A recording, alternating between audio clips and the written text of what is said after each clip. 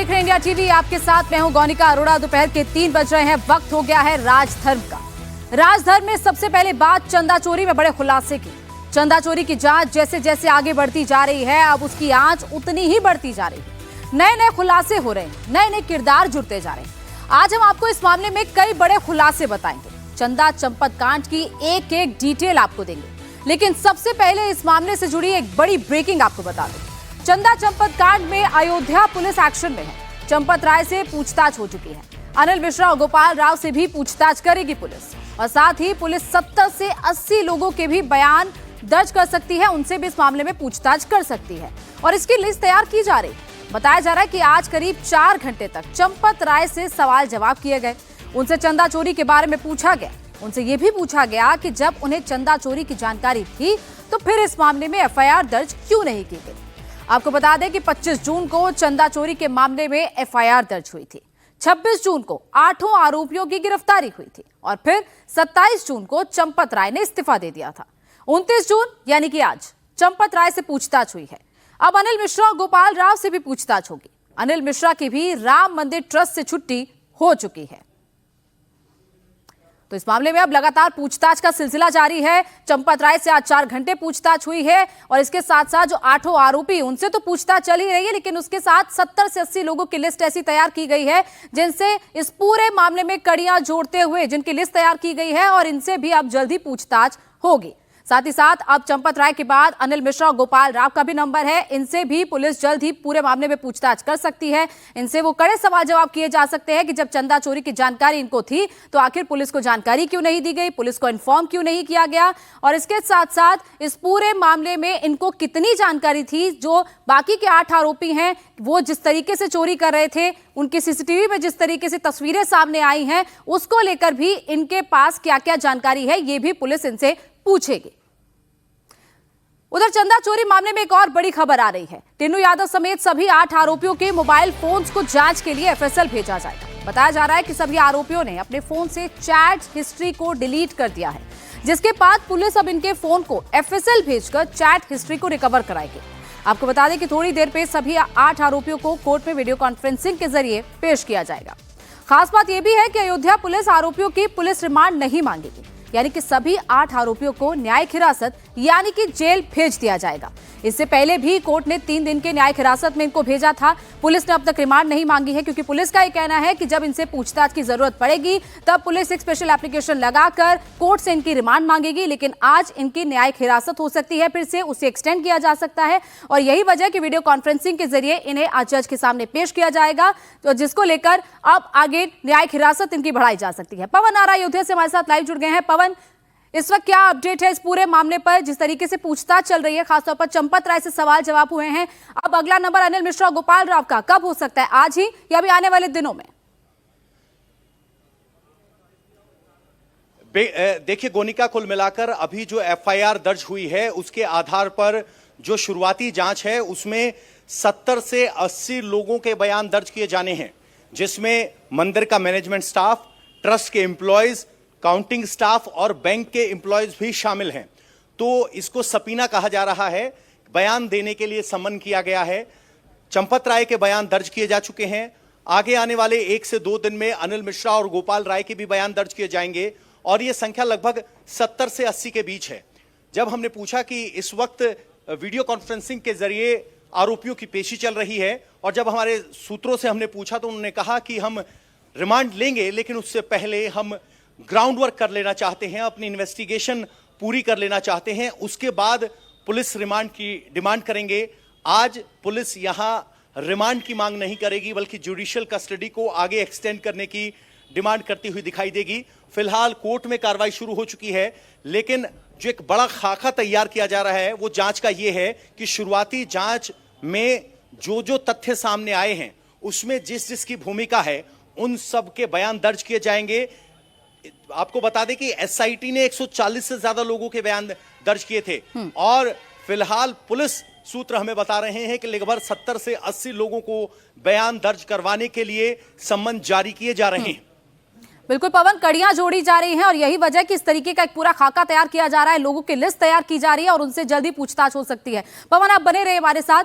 वही इस पूरे मामले पर चंदा चंपत कांड में अयोध्या बार एसोसिएशन का भी ऐलान है। चंपत राय को लेकर अयोध्या पुलिस को अल्टीमेटम दे दिया गया है। अयोध्या बार एसोसिएशन ने 72 घंटे का अल्टीमेटम दिया है, जिसपे यह कहा गया है कि चंपत राय, अनिल मिश्रा और गोपाल राव 3 दिन के अंदर या तो अयोध्या छोड़ दें या फिर उन तीनों के खिलाफ एफआईआर दर्ज हो। अगर उन पर यह कार्रवाई नहीं होती है तो फिर 72 घंटे के अंदर बार एसोसिएशन अयोध्या में चक्का जाम करेगा और किसी को भी अयोध्या में घुसने नहीं देगा। चंपत राय, अनिल मिश्रा, गोपाल राव 3 दिन के अंदर अयोध्या छोड़ के चले नहीं जाए और या तो जेल इनको भेजा जाए। अगर ऐसी परिस्थिति नहीं होगी तो हम पूरा अयोध्या जाम कर लेंगे, किसी को अयोध्या से घुसने नहीं देंगे। चंपत राय, अनिल मिश्रा, गोपाल राव 3 दिन के अंदर अयोध्या छोड़ के चले नहीं जाए और या तो जेल इनको भेजा जाए। अगर ऐसी परिस्थिति नहीं होगी तो हम पूरा अयोध्या जाम कर लेंगे, किसी को अयोध्या से घुसने नहीं देंगे। दरअसल चंदा चोरी के मामले में आज अयोध्या बार एसोसिएशन की बैठक हुई, जिसमें चंपत राय, अनिल मिश्रा और गोपाल राय पर एफआईआर दर्ज करने की मांग की गई।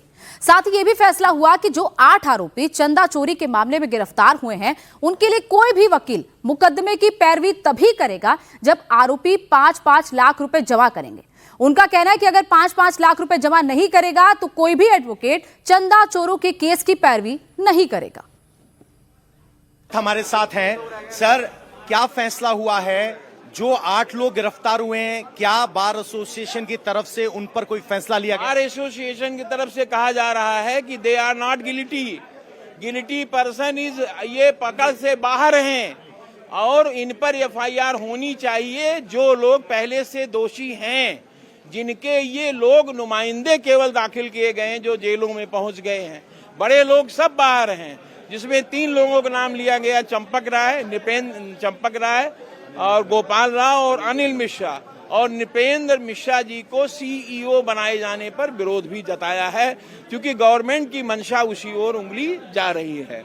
एफआईआर उनके खिलाफ संघ दर्ज कराएगा और आगे चल करके मुकदमा भी लिखाएगा। एफआईआर नहीं दर्ज हुई तो मुकदमा दर्ज कराएगा, पैरवी करेगा, सीबीआई की मांग करेगा और इन लोगों का प्रोसिक्यूशन सपोर्ट करके 15 की कमेटी उनका विरोध करेगी कि वो जेल से बाहर ना आने पाए। 8 लोगों के पक्ष में क्या वकील नहीं खड़े होंगे अयोध्या? खड़े होंगे वो लोग जो चाहते हैं खड़े होना।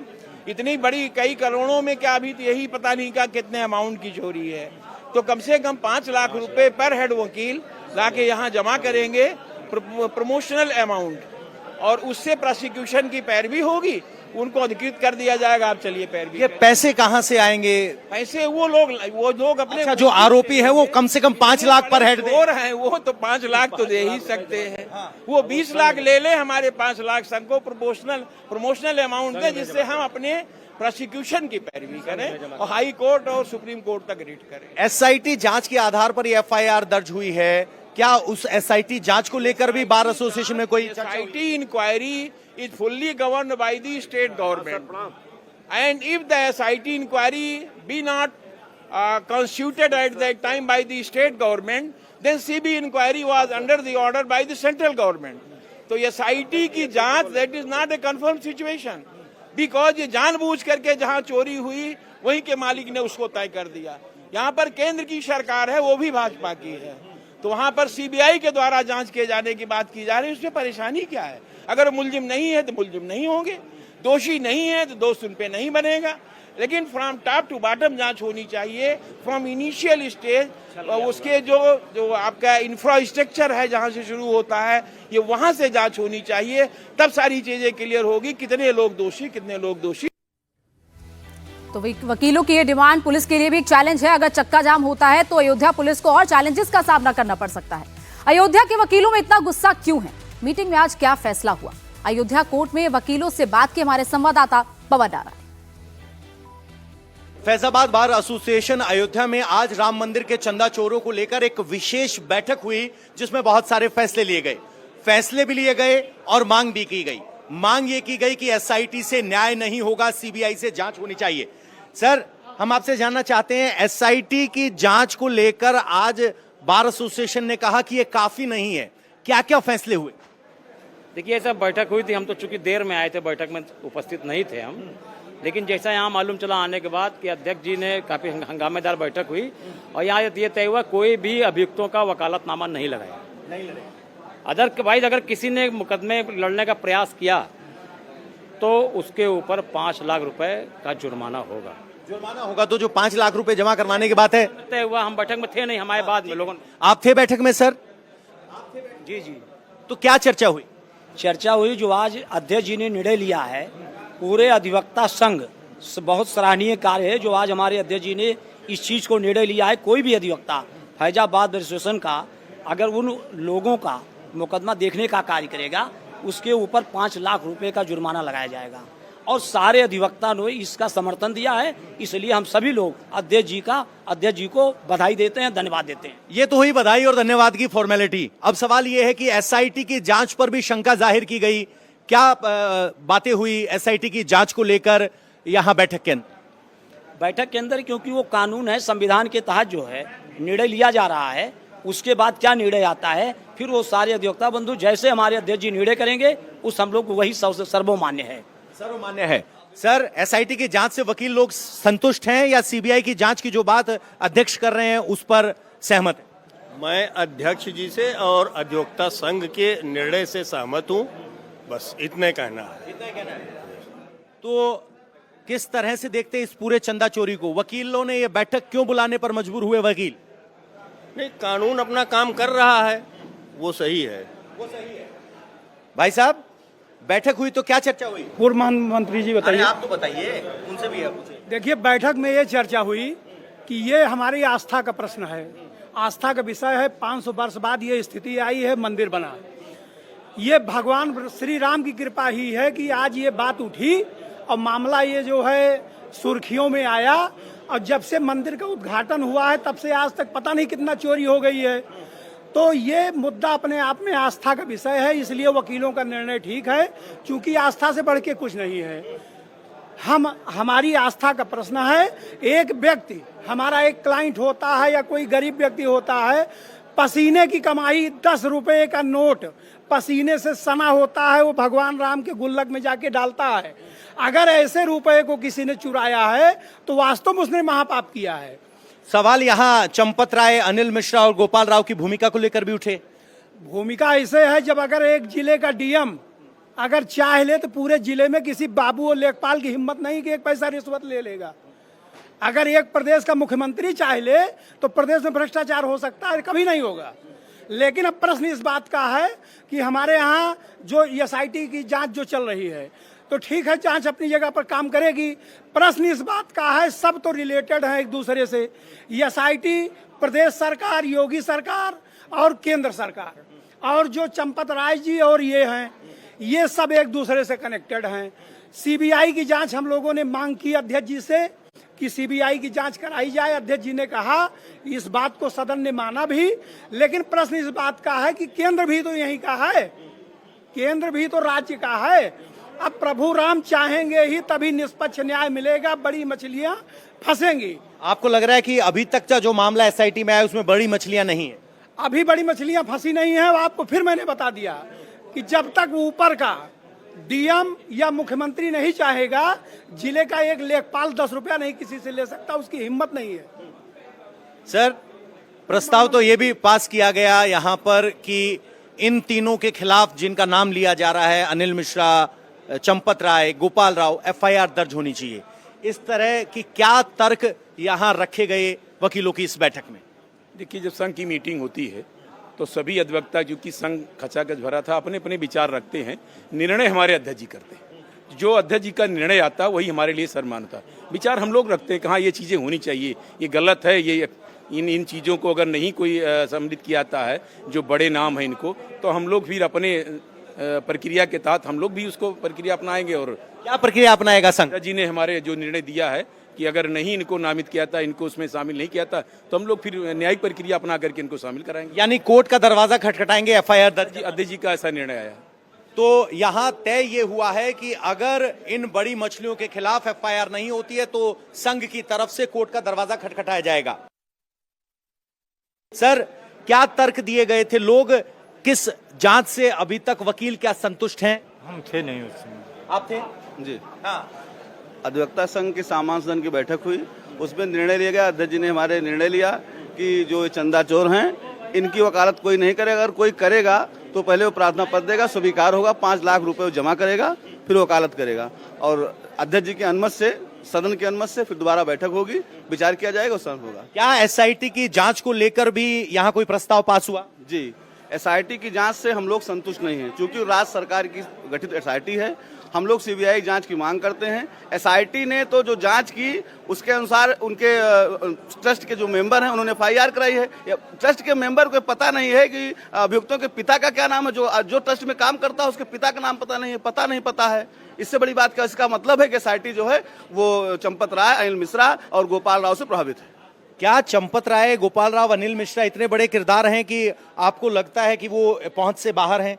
बिल्कुल पहुंच से बाहर हैं। अगर चंपत राय पहुंच से बाहर ना होते तो इस एफआईआर में उनका नाम होता। एसआईटी ने जांच की। एसआईटी, मैं कह तो रहा हूं कि 8 मुलजिम है, 8 मुलजिम के पिता का नाम नहीं, जो गणना में काम करते हो, ट्रस्ट के कर्मचारी हो, उनके पिता का नाम नहीं पता है ट्रस्ट के मेंबर को। इससे बड़ी बात और क्या हो सकती है? सर, आप मौजूद थे बैठक में? हाँ, मौजूद थे। और कौन कौन से विचार रखे गए? किस बात को लेकर ट्रस्ट के वकील, अपना संघ के वकील सबसे ज्यादा नाराज है? सबसे ज़्यादा एसआईटी रिपोर्ट जो आई है 8 लोग नामजद, इसमें चंपत राय और ये अनिल मिश्रा और जो एक और मुलजिम है जिनका नाम बहुत दूर है, तो इसमें ये आया कि इस रिपोर्ट से संतुष्ट नहीं है। सीबीआई की मांग जो है हम केंद्र सरकार से करेंगे। ये हमारे अध्यक्ष जी ने व्यवस्था दी रखी।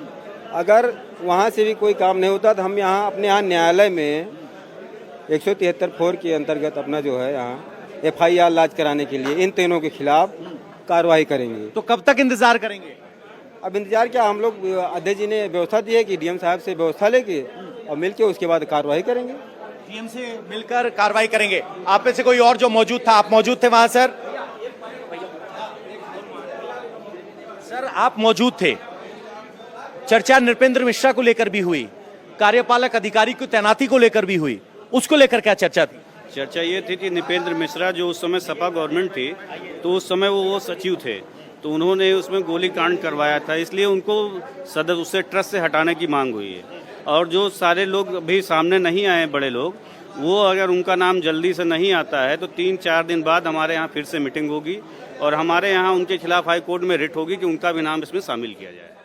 अच्छा, नृपेंद्र मिश्रा का नाम भी आप एफआईआर में चाहते हैं? जी, ये प्रस्ताव पास हुआ है? जी जी। आप कुछ कह रहे हैं? अनुराग जी? जी, वकीलों की शंका एसआईटी को लेकर है, ये सब वकीलों ने बताया। इसके अलावा मांग क्या है आप लोगों की, और आपको लग रहा है कि ये चंदा चोरी की जो जांच है वो सही दिशा में आगे बढ़ रही है? जिस तरीके से एफआईआर की गई है उससे लगता है कि जो जिम्मेदार लोग थे उनको किनारे कर दिया गया है, उनको बाहर कर दिया गया है। संघ के सदस्य भी जो है आहत हैं। हमारे अयोध्या का मंदिर है, हम लोग भगवान राम से जुड़े हुए हैं, इसलिए ये प्रस्ताव पारित किया गया। जो जिम्मेदार लोग हैं आप उनको साइड करके और केवल गिनने वाले लोगों को आपने उसमें इन्वॉल्व कर लिया। तो संघ ने यही मांग की है कि जो जिम्मेदार लोग हैं उनकी जिम्मेदारी बनती है। इतनी बड़ी चोरी हुई है, जिम्मेदार लोग किनारे हो गए। इतनी बड़ी चोरी हुई, वो लोग कहीं से उनका कोई इन्वॉल्वमेंट ही नहीं दिखाया गया। पूरी एफआईआर में आप पढ़ लीजिए, कहीं नाम नहीं है। इसलिए संघ ने ये प्रस्ताव पारित किया कि जो जिम्मेदार लोग हैं उन्हीं की जिम्मेदारी है ये पैसा चोरी होने की, और उनको भी सजा मिलनी चाहिए। ऐसा नहीं है कि वो छूट जाए, किनारे हो जाए, वो ये बता दिए जाए कि भाई इनकी आस्था बहुत है या बहुत मंदिर के प्रति जो समर्पित थे इसलिए इनको किनारे कर दिया। ऐसा नहीं, जो भी जिम्मेदार है सबको सजा मिले। इसीलिए संघ ने प्रस्ताव पारित किया है कि इन तीनों लोगों का नाम भी उसमें आना चाहिए। जांच होनी चाहिए उनकी कम से कम। आपने तो एफआईआर से बाहर कर दिया, वो तो जांच से ही बाहर हो गए। जांच में तो कम से कम आने चाहिए, उनसे पूछताछ होनी चाहिए। जब वो मुलजिम होंगे तभी तो उनसे पूछताछ होगी, तभी तो उनकी जांच होगी। इसीलिए संघ ने प्रस्ताव पारित किया है कि उन तीनों को भी इसमें इन्वॉल्व किया जाए एफआईआर में। अनिल मिश्रा और चंपत राय दोनों का इस्तीफा हुआ है, क्या अधिवक्ता संघ इस स्वीकार नहीं हुआ है? इस्तीफा स्वीकार नहीं हुआ है। इस तरीके का खाली ये एक तरीके से जो है खाली जनता को भ्रमित करने के लिए किया गया है। कहा गया है कि 13 तारीख को कोई मीटिंग होने वाली है, उस पर विचार किया जाएगा।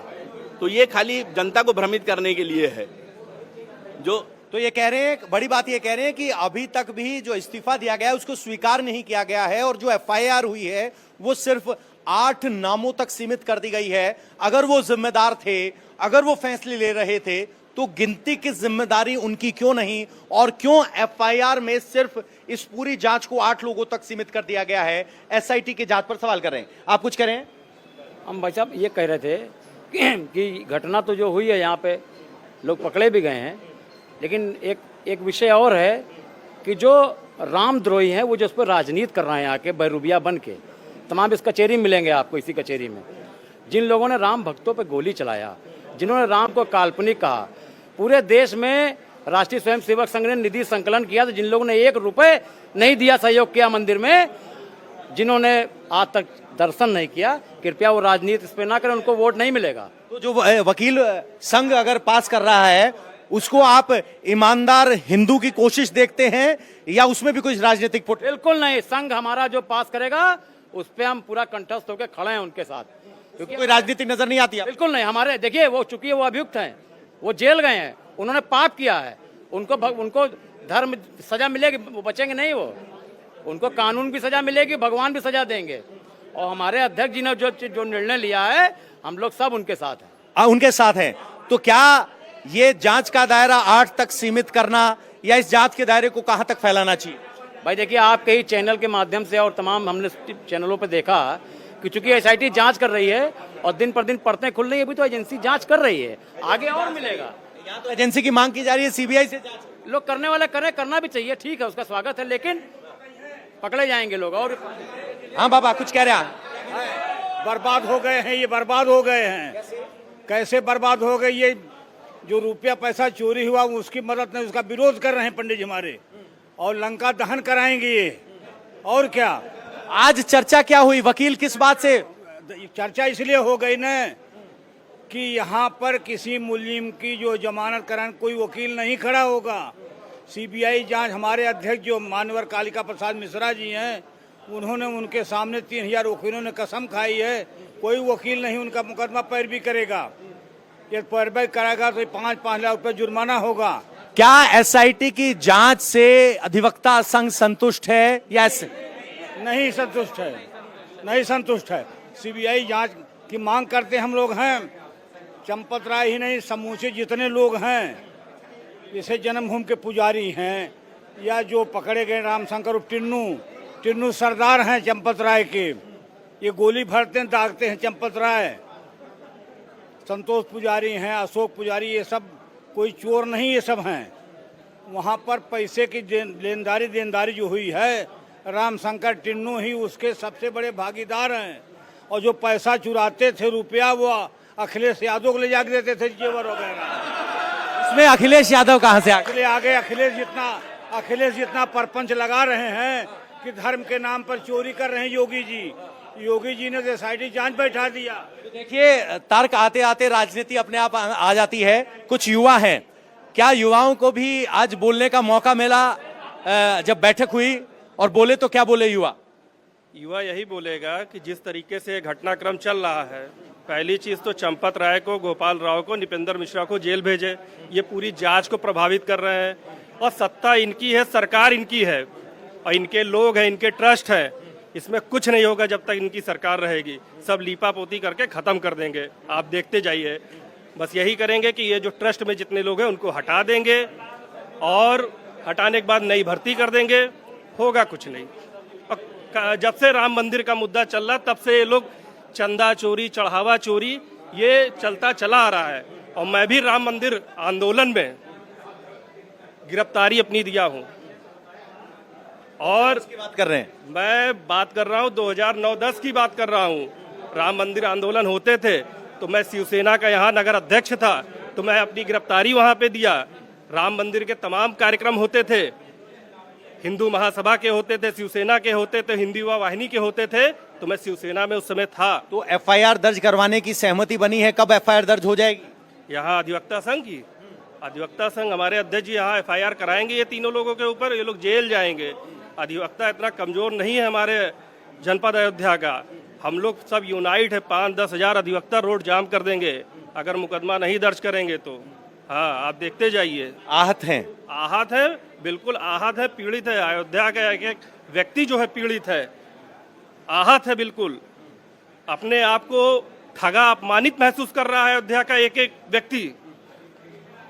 बड़ी बात ये निकल कर आ रही है कि जो अधिवक्ता संघ या कहें कि बार काउंसिल की जो बैठक हुई उसमें सबसे बड़ा बात ये थी कि एसआईटी की जांच संपूर्ण जांच नहीं है, इस मामले की जांच सीबीआई से होनी चाहिए। और जिस तरीके से एफआईआर दर्ज की गई उसको लेकर वकीलों में नाराजगी है। नाराजगी ये कि जिन 8 लोगों के नाम है उनके पिता के नाम और मौजूदा पता तक नहीं दिया गया है, और जो इस पूरे मामले में निर्णायक थे, जिनके फैसले चलते थे, उनका नाम नहीं है। और जब एफआईआर में नाम नहीं है तो वो जांच के दायरे में किस तरह से आएंगे, उस पर सवाल है। इसलिए सीबीआई जांच की मांग की जा रही है और चंपत राय, अनिल मिश्रा और गोपाल राव के खिलाफ एफआईआर दर्ज करवाने के लिए अधिवक्ता संघ कोर्ट का दरवाजा खटखटाएगा।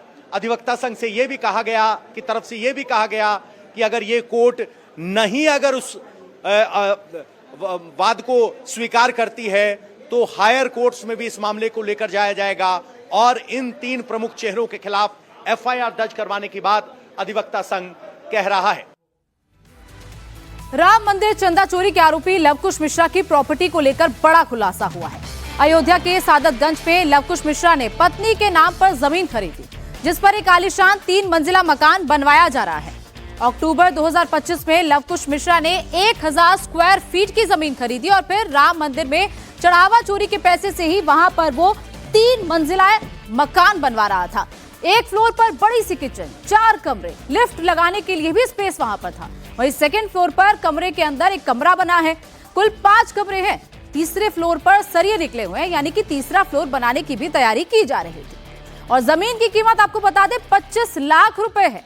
एक फ्लोर के कंस्ट्रक्शन फिनिशिंग में लगभग 30 लाख रुपए लगने वाले थे, यानी कि 3 फ्लोर का सीधा 90 लाख रुपए का खर्च। तो देखिए 2025 में सबसे पहले पत्नी के नाम पर जमीन खरीदी, उस जमीन की कीमत 25 लाख रुपए और एरिया लगभग 1000 स्क्वायर फीट उस जमीन का है। तो लगातार लवकुश मिश्रा पर यही आरोप लग रहे हैं कि जो शख्स 18 से 20 हजार रुपए महीना कमाता है, यानी कि साल का लगभग 2 से 2.5 लाख रुपए कमाता है, वो कैसे 25 लाख रुपए की जमीन खरीद सकता है। ये जो जमीन है वो अयोध्या के सादतगंज इलाके में है और इसके साथ साथ उसका कंस्ट्रक्शन कैसे किया जा रहा था। जो मकान बनाया जा रहा था वो लगभग 3 मंजिला मकान था।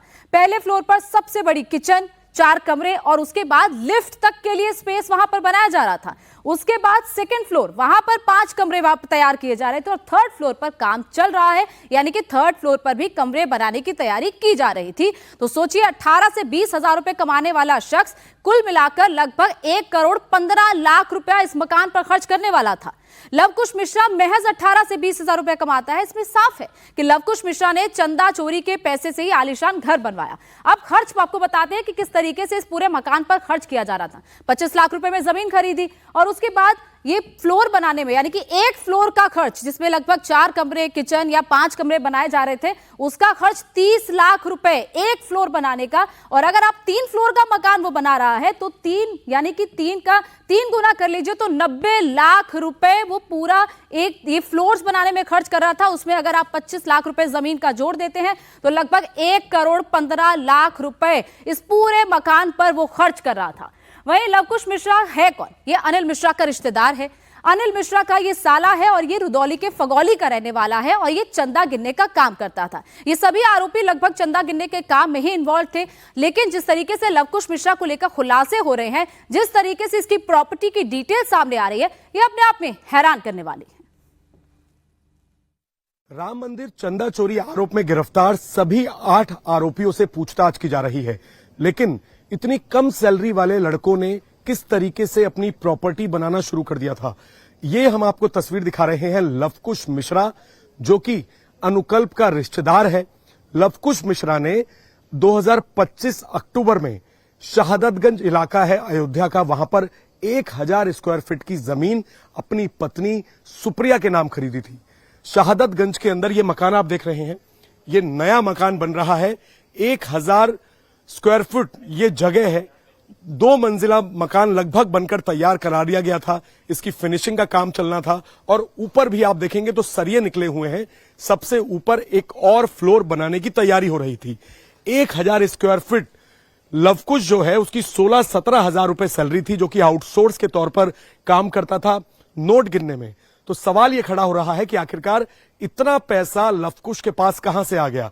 हमारे पास वो पेपर भी मौजूद है जिसमें बेनामा कराया गया, रजिस्ट्री करवाने के लिए बातचीत कही गई और ये पूरा आप देखिए 2.5-3 मंजिल का 1000 स्क्वायर फीट का मकान जो है वो लवकुश अपनी पत्नी के नाम बनवा रहा था। जो ये एरिया है शहादतगंज, यहां पर 2200-2300 रुपए करीब गज यहां पर जमीन है, यानी कि इस जमीन की कीमत 20 से 25 लाख रुपए की जमीन लवकुश मिश्रा ने अक्टूबर 2025 में इस जमीन को खरीदा। न केवल खरीदा बल्कि कल तक यहां पर कंस्ट्रक्शन का काम हो रहा था। हम आपको ऊपर लेकर चलते हैं और दिखाते हैं कि 20-22 हजार की सैलरी वाले आदमी के पास आखिरकार इतना पैसा कैसे आ गया। ये स्टार्टिंग देखिए, बड़ी पार्किंग का स्पेस, और यहां पर आप देखिए ये एक कमरा यहां पर बनाया जा रहा था। इस तरीके से यहां पर बीच में कितना बड़ा ये हॉल का एरिया है और ओपन किचन यहां पर बनाई जा रही थी। ये देखिए किचन की यहां स्लिप पड़ी हुई है, ओपन किचन यहां पर बनाई जा रही थी। उसके बाद एक और यहां पर कमरा है, कमरा एक और यहां पर बनाया गया है, यानी कि जो ग्राउंड फ्लोर है उस ग्राउंड फ्लोर पर ही 3 से 4 कमरे, बड़ी आलीशान ओपन किचन यहां पर बनाने का प्लान। और इधर आप देखिए लिफ्ट की जगह दी हुई है, लिफ्ट की जगह यहां पर दी हुई है। एक और कमरा यहां पर है और नीचे ही ग्राउंड फ्लोर पर, यानी कि जो ये मकान बनाया जा रहा है अभी, जैसा कि आपने देखा कि इतनी बड़ी ओपन किचन की यहां पर तैयारी थी, तो कितना पैसा 20-25 लाख रुपए की जमीन खरीदने में और उसके बाद कंस्ट्रक्शन। अब हम आपको लेकर चलते हैं फर्स्ट फ्लोर पर। फर्स्ट फ्लोर पर भी ये आप देखिए ऊपर भी एक ओपन एरिया यहां पर छोड़ा हुआ है और ओपन एरिया के साथ ही यहां पर भी ये कमरा नंबर 1 है। एक कमरे के अंदर एक और कमरा, ये कमरा नंबर 2 और एक और कमरा, कमरा नंबर 3। 3 कमरे फर्स्ट फ्लोर पर बनाकर तैयार हैं, जिसमें फिनिशिंग का काम चल रहा था। लवकुश मिश्रा की पत्नी के नाम, सुप्रिया के नाम ये, और एक ये कमरा है। 4 कमरे यहां पर बनाए गए थे और इधर भी आप देखिए कितना स्पेस यहां पर बनाया हुआ है। कमरे के अंदर एक और कमरा। कंस्ट्रक्शन इस तरीके का है कि पूरी भूल भुलैया है। बाहर से 3 से 4 कमरे देखने को मिलेंगे, लेकिन अंदर एक और कमरा यहां पर बनाया गया है। तो सवाल लवकुश मिश्रा जो कि अनुकल्प मिश्रा का रिश्तेदार है, ये देखिए 2 फ्लोर बनके ग्राउंड और फर्स्ट फ्लोर बनाकर तैयार, और ऊपर भी इधर चाहूंगा मेरे सहयोगी अमित ठाकुर आपको दिखाएं, क्योंकि अभी यहां पर काम चल रहा था। इससे आगे हम नहीं जा पाएंगे क्योंकि पानी यहां पर भरा हुआ है छत पर, और भी सरिये ऊपर निकले हुए हैं। इन सरियों का मतलब है कि एक फ्लोर और ऊपर बनाने की तैयारी। 25 लाख के आसपास की 1000 स्क्वायर फीट जमीन खरीदी गई और 3 फ्लोर का अगर आप कंस्ट्रक्शन का खर्चे का हिसाब लगाएंगे तो फिनिशिंग तक एक फ्लोर पर 25 से 30 लाख रुपए लगते हैं। तो सेकंड और थर्ड फ्लोर लगभग 50-60 लाख रुपए इस मकान को पूरी तरीके से तैयार करने में लगते हैं। अब सवाल यही है कि लवकुश मिश्रा जो कि पहले जो कौशलपुरी है वहां पर अनुकल्प के घर के बाहर रेंट पर रह रहा था, और लवकुश मिश्रा को बताया जाता है कि टिन्नू यादव के कहने पर बैंक का आउटसोर्स लगवाया गया, जिसमें बैंक के कर्मचारियों की मिलीभगत की भी आशंका बताई जा रही है। 20-25 लाख रुपए की जमीन अभी अक्टूबर में खरीद ली, ये 1000 स्क्वायर फीट की और 3 मंजिला मकान बनाने की तैयारी, जिसमें लगभग 50 से 60 लाख का खर्चा आता है। बैंक से दान पात्र से चोरी किए जाते थे पैसे, लगातार पैसे बाहर निकाले जाते थे। अब आप सोचिए कि छोटे से छोटा एम्प्लॉय जो वहां काम कर रहा था वो एक करोड़पति की तरह जमीन खरीद के 3 मंजिला शानदार कोठी बना रहा था, और कल तक यहां पर काम चल रहा था। फिलहाल आज यहां पर काम नहीं हो रहा है, कोई मजदूर यहां पर मौजूद नहीं है, लेकिन लवकुश मिश्रा गिरफ्तार होने से पहले लगातार यहां पर ठेकेदार को काम समझाने के लिए और पैसे देने के लिए आता रहता था। अयोध्या के सादतगंज इलाके में जमीन का बेनामा अक्टूबर 2025 में हुआ था। इंडिया टीवी के पास इसके पेपर्स भी हैं। लवकुश के पड़ोसी से हमारे सहयोगी अभय पराशर ने बात की, उन्होंने क्या कुछ बताया आपको सुनाते हैं। राजकुमार जी, ये जो मकान है हमारे पीछे, ये किसका मकान है, कब खरीदा गया? ये लवकुश मिश्रा का मकान है। जैसा कि रजिस्ट्री में आपने दिखाया है, अक्टूबर में रजिस्ट्री हुई है इसकी। अभी 3 महीने पहले से बन रहा है।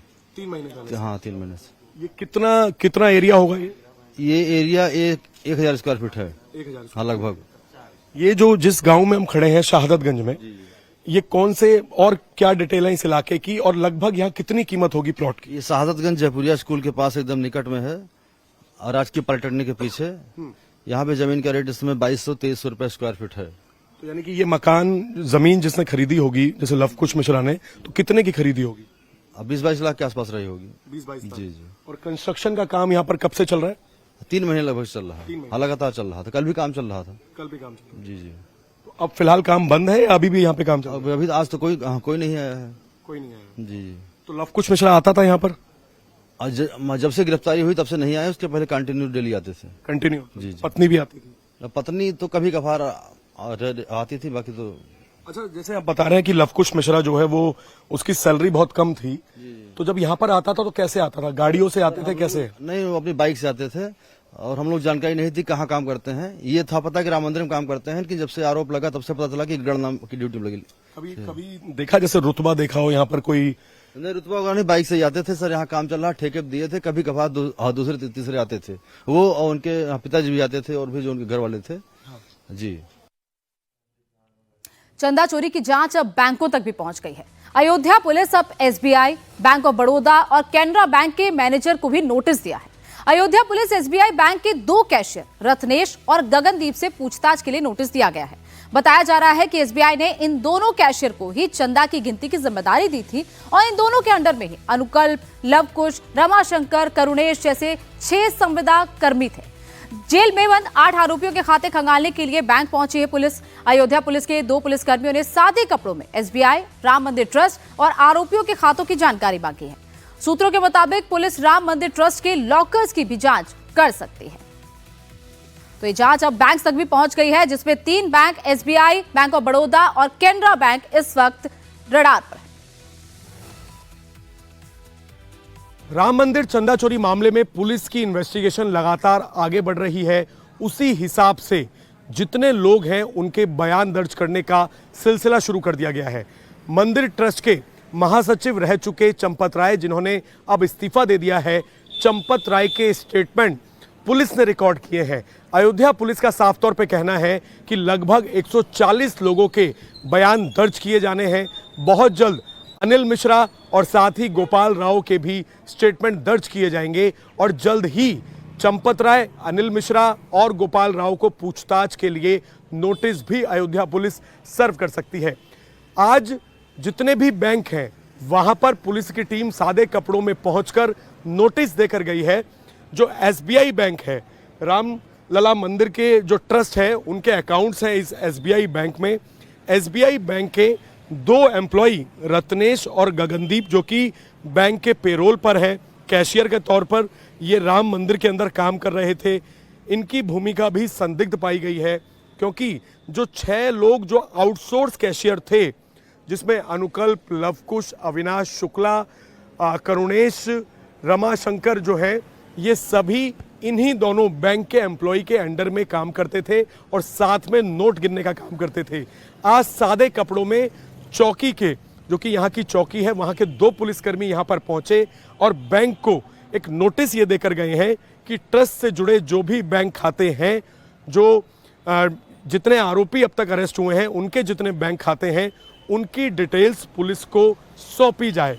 न केवल ये एसबीआई बैंक जो कि प्रमुख है, क्योंकि गिनती करने के अंदर इस एसबीआई बैंक के कर्मचारी लगे होते हैं, इसके अलावा पास में ही जो और भी बैंक हैं, Canara bank, bank of Maharashtra, साथ ही बैंक ऑफ बड़ौदा, जहां जहां पर ट्रस्ट से जुड़े हुए लोगों के खाते हैं, उनकी जानकारी लेने के लिए आज पुलिस की टीम ने सादे कपड़ों में सभी बैंकों के अंदर नोटिस दिए हैं और मांग की है कि ट्रस्ट और ट्रस्ट से जुड़े लोगों के जितने भी बैंक खाते हैं और जो लॉकर हैं, क्योंकि ये जानकारी मिल रही थी कि जो भी ज्वेलरी थी उनको लॉकर्स के अंदर रखा गया है, इन सभी की जानकारी अपनी जांच को आगे बढ़ाने के लिए आज अयोध्या पुलिस ने ये जुटाने की कोशिश की है। सबसे पहले सभी 8 आरोपियों के घर पे कल रेड्स की गई और आज बैंक के कर्मचारियों से जानकारी हासिल करने के लिए पुलिस ने स्टेट बैंक ऑफ इंडिया और इसके अलावा जो बाकी के बैंक हैं वहां पर नोटिस सर्व किए हैं। और अब बात करेंगे पुणे के केतन हत्याकांड के, जिसमें नए नए खुलासे हो रहे हैं। साथ ही कुछ देर में केतन की हत्या के आरोपी सिया और चेतन को पुलिस कोर्ट में पेश करने वाली है। पुलिस सूत्रों के मुताबिक मामले में एक बार फिर क्राइम सीन रिक्रिएट किया जा सकता है। इस बार पुलिस पहले आरोपी चेतन चौधरी के साथ अकेले क्राइम सीन को रिक्रिएट कर सकती है। सूत्रों का यह कहना है कि अगर सिया गोयल और चेतन चौधरी के अलग अलग बयानों में कोई विरोधाभास आता है तो पुलिस दोनों आरोपियों को एक साथ घटनास्थल पर ले जाकर दोबारा क्राइम सीन रिक्रिएट कर सकती है। सिया गोयल और चेतन चौधरी के प्रेम संबंधों की जानकारी सिया के भाई साहिल गोयल को पहले से थी। अभी तक पुलिस ने चेतन चौधरी के परिवार के सदस्यों के बयान दर्ज नहीं किए हैं, लेकिन आने वाले दिनों में उनसे भी पूछताछ की जा सकती है। सिया गोयल और चेतन चौधरी के बीच हुई व्हाट्सएप चैट को पुलिस ने फॉरेंसिक जांच के लिए भेजा है। चैट का डेटा आज या फिर कल रिट्रीव होकर जांच टीम को मिल सकता है। तो इस पूरे मामले में अब क्राइम सीन का रिक्रिएशन लगातार हो रहा है। इससे पहले भी पुलिस ने क्राइम सीन को रिक्रिएट किया है, लेकिन अब पुलिस दोनों को अकेले अकेले ले जाकर क्राइम सीन को रिक्रिएट करेगी। चेतन को पहले ले जाया जाएगा और उसके बाद दोनों के जब बयानों को मैच किया जाएगा, अगर बयानों में किसी भी तरीके का विरोधाभास होता है तो फिर पुलिस इन दोनों को एक साथ ले जाकर वहां पर इनके साथ क्राइम सीन रिक्रिएट कर सकती है और उसके बाद इस पूरे मामले की जांच आगे बढ़ेगी। जांच के दायरे में सिया का भाई भी है, जिसको इस दोनों के रिलेशन के बारे में पहले से जानकारी थी। वहीं चैट को भी रिट्रीव अब जल्दी किया जा सकता है और पुलिस को इस पूरे मामले में जो डेटा है वो मिल सकता है। केतन मर्डर केस में एक और बड़ा खुलासा हुआ है। सिया गोयल को लेकर नया खुलासा यह है कि केतन से सगाई से पहले सिया अपने बॉयफ्रेंड के साथ उदयपुर भी गई थी। चेतन और सिया दोनों उदयपुर में कुछ दिनों तक साथ रहे थे।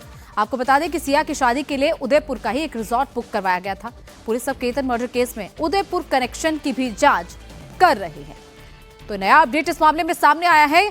उदयपुर में जहां केतन और सिया की शादी होने वाली थी, जहां पर एक रिजॉर्ट बुक कराया गया था, करोड़ों की ये शादी होने वाली थी, उससे पहले ही सिया अपने बॉयफ्रेंड चेतन के साथ उदयपुर जाती है और चेतन में वहां उदयपुर में दोनों के बीच किस जगह पर गए थे इस चीज को लेकर भी पुलिस जांच करेगी। अब पुलिस उदयपुर भी जा सकती है और उदयपुर में उदयपुर का कनेक्शन अब पुलिस पूरे मामले में सर्च कर सकती है। और इसके साथ साथ चैट को रिट्रीव किया जा सकता है, क्योंकि दोनों की चैट हिस्ट्री डिलीट हो गई थी। दोनों ने चैट हिस्ट्री को डिलीट कर दिया था और अब चैट भी रिट्रीव जल्दी हो सकती है। राजेश कुमार हमारे साथ लाइव जुड़ गए हैं। राजेश, इस पूरे मामले में उदयपुर कनेक्शन भी आ गया है और इसके साथ साथ पुलिस अब सिया के भाई को भी लगातार जांच के दायरे में ला रही है। क्या अपडेट है पूरे मामले पर? देखिए, सबसे बड़ा अपडेट यह है कि जो ड्राइवर चेतन और केतन के साथ साथ सिया और सिया के भाई को लेकर मुंबई एयरपोर्ट तक जा रहा था, उसने पुलिस में अपना बयान दर्ज कराया और उसने अपने बयान में कहा है कि जब घर से निकली थी सिया और साहिल, यानी कि सिया का भाई और सिया जब साथ में निकले थे, तब सिया आने को तैयार नहीं थी, मुंबई एयरपोर्ट जाने को तैयार नहीं थी, बाली जाने को तैयार नहीं थी। इस वजह से दोनों में झगड़ा हुआ। साहिल ने उसे जबरदस्ती कार में बिठाया और थोड़ी दूर जब गाड़ी आगे चली उसके बाद केतन ने उन्हें ज्वाइन किया और उसके बाद ये लोग एक फूड मॉल में रुके और किसी वजह से सब लोग मॉल के अंदर एक दुकान में गए, लेकिन सिया वापस गाड़ी में आई और उसने बैग से कुछ निकाला। अब जांच में यह सामने आया है कि वो बैग से उसने केतन अग्रवाल का पासपोर्ट निकाला था और उसे फाड़कर फेंक दिया था, जिसके वजह से बाली का ट्रिप कैंसिल हुआ था। यह बड़ा डेवलपमेंट इस पूरे मामले में निकलकर सामने आया है। उस ड्राइवर ने अपना बयान दर्ज करा दिया और उसने साफ कहा है कि सिया ने ही केतन का पासपोर्ट चुराया और उसे फाड़कर फेंका है। दूसरा बड़ा डेवलपमेंट इसमें यह सामने आया है कि साहिल गोयल को पूरी तरीके से चेतन चौधरी और सिया गोयल के रिलेशन के बारे में पता था, उनके अफेयर के बारे में पता था। तो क्या उसने इस बात की जानकारी अपने माता पिता, अपने पेरेंट्स को दी थी या नहीं दी थी, इस पर पुलिस अभी जांच कर रही है, क्योंकि सिया के पेरेंट्स का कहना है कि उन्हें इस बारे में जानकारी नहीं थी। साथ ही तीसरा बड़ा डेवलपमेंट, अब कोर्ट में पेशी होने वाली है थोड़ी देर में। यहां पे सिया गोयल मौजूद है और चेतन चौधरी भी मौजूद है। दोनों को पुलिस लेकर निकलेगी, कोर्ट में जाएगी और कोर्ट में फिर से रिमांड मांगेगी। जो पुलिस अधिकारियों से हमारी बात हुई, उनका साफ कहना है कि अभी और जांच की जानी है इस पूरे मामले में, इस वजह से उन्हें और रिमांड की जरूरत है। साथ ही अभी चेतन चौधरी को क्राइम सीन पर नहीं ले जाया गया है, वो ले जाना है तो फिलहाल कोर्ट में ले जाने की तैयारियां इस वक्त चल रही हैं। बिल्कुल, कई लेयर्स हैं जो इस पूरे मामले पर खुलनी बाकी है और जैसा आप नया अपडेट दे रहे हैं कि जो पासपोर्ट की बात और बाली ट्रिप की बात केतन के फादर कर रहे थे, अब वो सामने आ गया है कि उसे सिया नहीं फाड़ा था और केतन का बाली ट्रिप सिया की वजह से ही कैंसिल हुआ था। पुणे के केतन मर्डर मिस्ट्री से जुड़ा एक अहम सबूत भी सामने आया। पुलिस ने चेतन चौधरी का स्कूटर बरामद कर लिया। इसी स्कूटर से चेतन पुणे से लोहागढ़ किले गया था। ये वही स्कूटर है जो पुलिस को इस मर्डर मिस्ट्री को सुलझाने में काफी मदद कर सकता है। आरोपी चेतन चौधरी को इस बात का अच्छे से अंदाजा था कि अगर वो कार से जाएगा तो टोल प्लाजा के इलेक्ट्रॉनिक रिकॉर्ड, फास्टैग ट्रैकिंग और सीसीटीवी कैमरास के उसकी लोकेशन ट्रैक हो जाएगी। और इसी डिजिटल फुटप्रिंट से बचने के लिए उसने कार की बजाय स्कूटर से पुणे से लोनावला के लोहगढ़ किले तक का सफर तय किया। वारदात को अंजाम देने के बाद पुलिस को चकमा देने के लिए वो उसी स्कूटर से वापस पुणे भी लौट आया।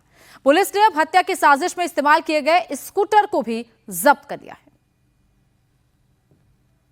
पुलिस का कहना है कि उनकी जांच अभी पूरी नहीं हुई है, कई ऐसे चीजें हैं जो उनके जांच में सामने आएगी। इस बीच में पुलिस ने वो बाइक जरूर जब्त कर ली है, पर बैठ के मार्केट यार्ड से जो चेतन है वो यहां तक आया था। ये जुपिटर बाइक वही है, इस वक्त आप देख रहे हैं अपने तस्वीरों में, ये वही बाइक है जिसमें बैठ के चेतन जो है वो पुणे के मार्केट यार्ड से निकला था। चेतन को क्राइम सीन पर अभी तक नहीं ले जाया गया है। चेतन को क्राइम सीन ले जाके क्राइम सीन रिक्रिएट नहीं किया गया है, तो उस बिना पर पुलिस जो है वो आज रिमांड मांगेगी। साथ ही जो जांच में चीजें निकलकर सामने आए उसमें पता चला है कि साहिल जो कि सिया का भाई था, उसे पता था कि चेतन चौधरी और सिया के बीच में अफेयर है, प्रेम संबंध है। बावजूद इसके दोनों केतन और सिया की शादी जो है वो फिक्स की गई और ये सारी बातें जो है वो जांच में निकल के सामने आ रही। पुलिस ये भी जानने की कोशिश कर रही है